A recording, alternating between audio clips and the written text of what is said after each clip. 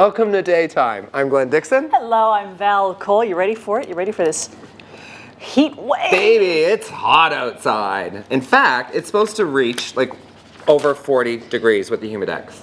40! That's the sort of temperature you get in Nevada. Arabia. Arabia. Yeah, Saudi Arabia is where you get that. It's sticky, baby. And water is your lifesaver. Yes, it is. You is. absolutely have to drink gallons of it today, and it'll make such a difference. Yeah, we don't want to drink gallons, like, because you can drown yourself. That's right? true. But the but like you know, enough. you hear them say you got to drink 8 glasses of water on a day like today. You That is do. essential. Yeah. And only be outside if you absolutely have to be, right? Like no running today, no jogging today, right? I would avoid that. I know, and people like to do it. Sometimes I'll say, "Oh, I'm, fit enough. I can run. I don't need to listen to those people."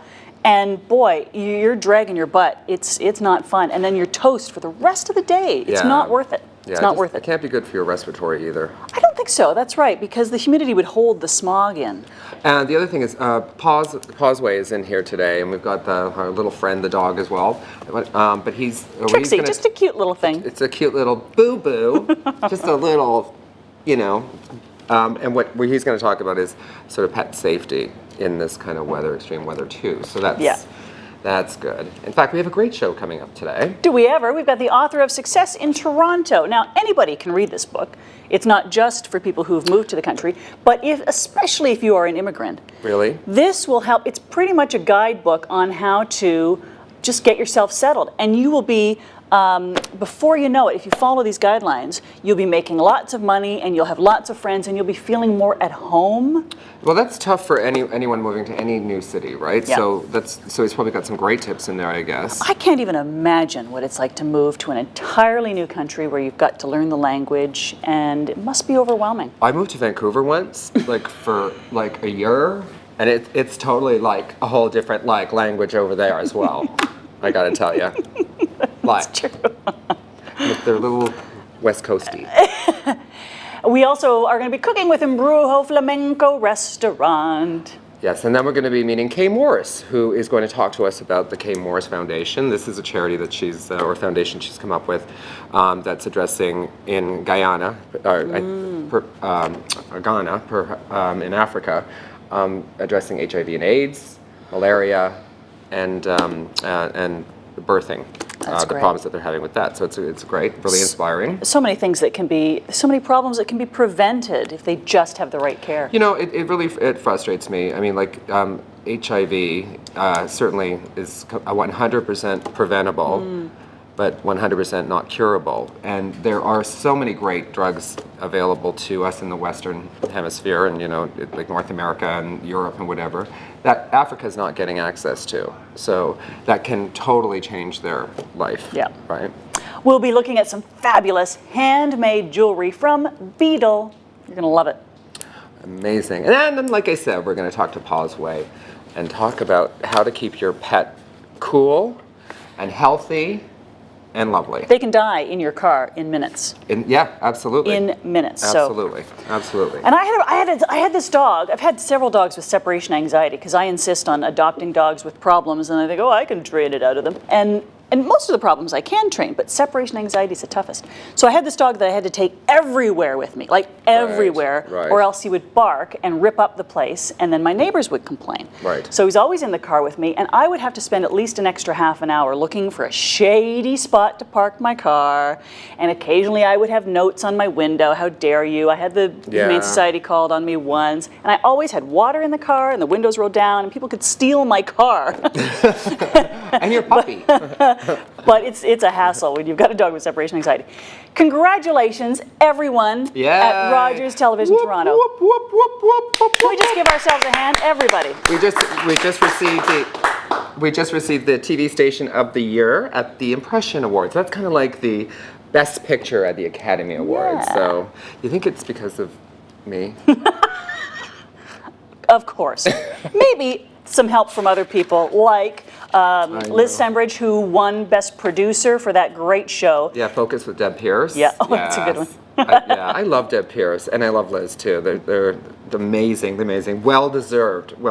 Yeah, we've also won an award for Best Sports Coverage, and so much more. So well done, Toronto Rogers television people. Oh, it's because of me. So when was the last time you got knocked over the head by a squeegee person? I have never been knocked over the head. I mean, they can be scary, certainly, because you'll pull up. First of all, I find it really dangerous for them to be doing that. Like as you pull up to the lights and whatever, and then they come and they just first of all they don't squeegee ask. your car with dirty water, right? Which is just annoys me to no end. And then they just expect money and whatever. Well, yesterday, a Toronto man, a Newmarket man, actually got beaten by one at Badly? Spadina. Yeah, at Spadina and Queen. It was awful. 20 staples. I don't know. Is that stitches? 20 staples in his head. They're trying to get on top of it. Like I know the police are out there and trying to curtail that squeegeeing, but this just reinforces it. It's making it worse for the squeegee people if you're going to attack people. Yeah. Well, the problem is people are obviously giving money. They wouldn't do it if it wasn't working, right?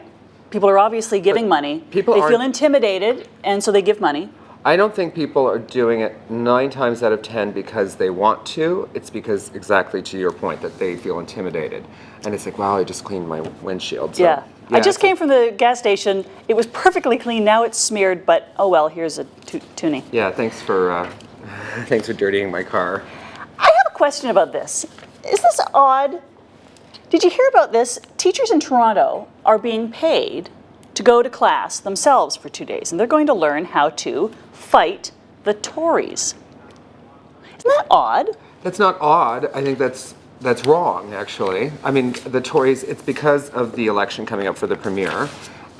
It's the Liberals and the NDP that are offering to pay their salaries for 2 days. I actually think that's pretty, And they're saying, you can do this. We'll pay your salary while you attend this workshop for 2 days if you promise to vote for us in the election. I'm assuming that this is going to be in the summertime, in their downtime when they're not working. Because otherwise, they're going to take 2 days off and actually get this done. It's just odd. In this day and age, that just seems so weird.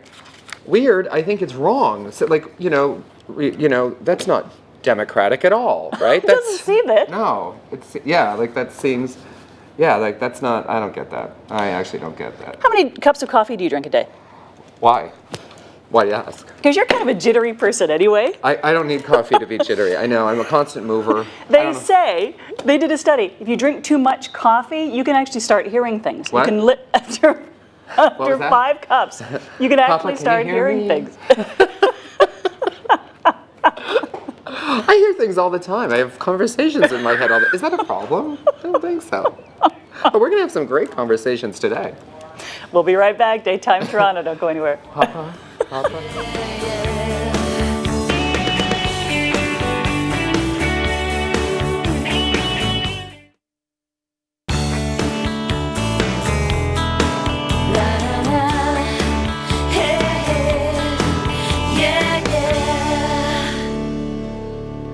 Well, you might be surprised to learn that, according to Statistics Canada, in Toronto alone, between 2006 and 2009, 255,000 immigrants settled right here in Toronto. Now, that number could be about 1 million if you stretch that out to about 7 years. So that's a lot of people coming to Toronto specifically.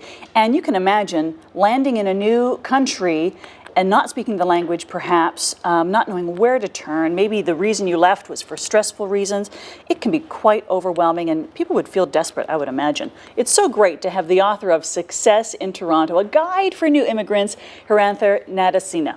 Welcome. Thank you. You know very well about the problems of emigrating to a new country, being an immigrant, because you've done it twice. Yeah, that's true. Tell me. Yeah, so I was born in Nigeria, as I told you, and we moved to Sri Lanka when I was 8. So I have. Do you remember that move? Yes, actually, yeah. Was it difficult? Oh no, because my parents were there, right? So they handled everything. I just hopped on the plane, and that's. But that experience also kind of helped because you're kind of used to a different culture already, and the transition. For example, when we moved to Sri Lanka, I didn't know the language there much, so that was a challenge. I went to grade 4, I believe, or 3, without the language, and they taught in that language. So I was good in English and maths, but then I had to quickly pick up everything, the language and culture, everything. And when But- you're a kid, it's so much faster. Yes, and plus I had my parents to support me and everyone relatives, so that was not bad, I guess. At least I don't remember the bad stuff. But so I came here to Canada, Toronto, when I was 22, alone, without any relatives here or any friends, no one. So it was very challenging, and that's also one reason, the main reason why I wanted to write this book. Because when I even searched on the internet 3 years ago, I could not find a book like this. So I wanted to help people because I know there are a lot of people who come like me without knowing what to do here, how to get a good job, how to settle down. Just like me, I guess, just show up and. But what they know before they come here is totally different from the realities. Really? Why? What is the image people have about Canada in their heads before they actually get here? Yeah, usually it's like an image of all Western countries, right? So you see all these nice movies, American movies, like nice cars, big houses, everything.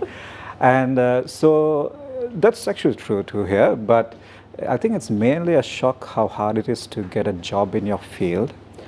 That's, I guess, a major component, right? If you don't have a proper job, your whole life probably could be bad, right? Even if you're well educated. Definitely, yeah. Like, for example, to make a comparison, like when people go to Middle East for jobs, they go with a job. So that's maybe the people have that kind of mindset, and they've seen all these nice movies about Western countries. So I think they come here expecting something like that. Even me. So once you come here, it's a real shock. You know how long and how hard it takes to get a job, and of course the weather too. The weather, that's a bit of a shocker. Yeah. And you talk about the very basic things in here, as well as some of the big picture things, but Yes. some of the basics, like get your health card right away, Yeah. get some warm clothes for the winter. And then you also you've laid out 12 main principles. And the Yes. first one is very interesting. Save a minimum, $50,000 in 5 years. Yes. A lot of Canadians are having trouble with that. Yeah, that's true. Actually, since you mentioned that, this book I focused on new immigrants, but it's good for anyone in Toronto. Like those principles, it's basically what I learned in the last 10 years to be successful. I try to share that knowledge with them.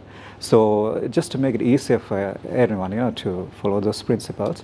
And 50,000 in 5 years, it's not that hard. I even mentioned if you save around 800 per month, even at 3% interest, after 5 years, you'll end up with 50,000.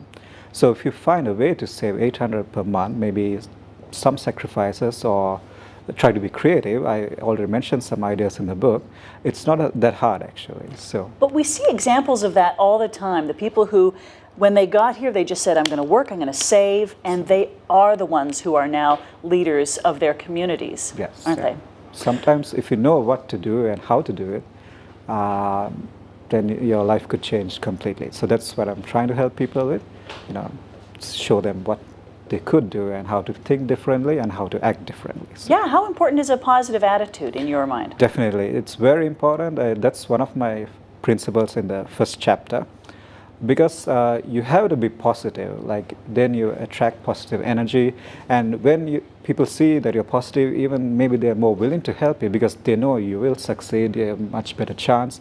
And if you're positive, you'll do the right things. Like for example, if you think, oh, I'll never get a good job in my field, what are the chances of you actually getting a job in your field? Because you might not be doing the things to improve your chances to get a good job. Do you have any examples of people who have followed the principles and are now doing well? Yes, actually. I'll give you 2 examples. One is, I'm actually surprised how quickly they are succeeding. Like a friend of mine, I gave her the book just like maybe a month and a half ago. And before that, she was finding it hard even to get any job. So, but within 1.5 months, I think what happened is she's taking more chances and being more positive and doing the right things, right? So I know after reading the book and I talked to her also, she went searching for a job much more than she was doing earlier. And she basically went,